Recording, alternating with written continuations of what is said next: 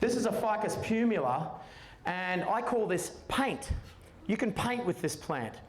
This is a variegated version, which is quite brilliant because if you've got one of those really ugly fences and you can't quite afford to replace the whole thing, plant some of this stuff and allow it to stick to the walls, because it will climb up the face of the walls. But do be careful, because it is a fig, and figs can be very aggressive.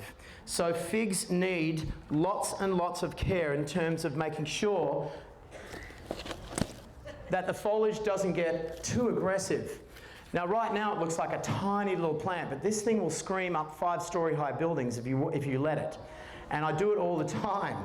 But you've just got to keep it clipped right up against the wall and just give it a haircut. Every 3 or 4 months, give it a haircut. Make sure you don't allow these little branches to become adolescent. Keep them junior, keep them juvenile, keep them really young, and don't let them get woody, and you'll be in good stead. Now you could do a combination of the variegated one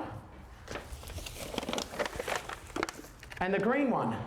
And you could do all sorts of colours on a fence. So imagine if I was to paint, you know, with two-tone, and I go variegation, green, and then when I look out from the kitchen window, I start to see this colour swathe across the fence.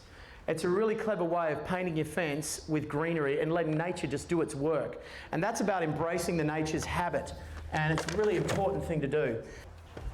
Have a look at the colour difference between these two guys. That's a helichrysum, and this is a heuchera. Now this heuchera has an incredible red to it.